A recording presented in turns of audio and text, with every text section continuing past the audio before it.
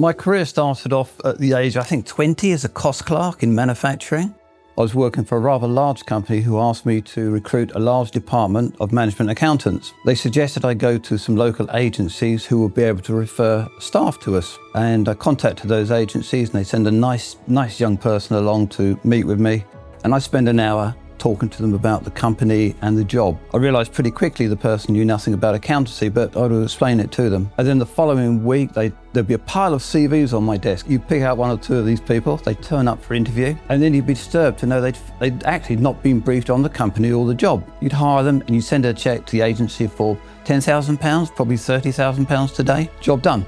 A month later, the agency would come in again, but it'd be a different consultant, and you had to go through the whole process again. And I thought, my God, there must be a better way of doing it. I am an accountant by profession. I've joined Alexander Charles, and I get to help accountants recruit accountants. I've worked my way up from being a purchase ledger clerk all the way up to a commercial finance director, going from thinking about things such as processing invoices to now thinking about what companies could we acquire or where is growth going to come from for this business. And now I get to implement that with the clients we work for and the candidates that we work with.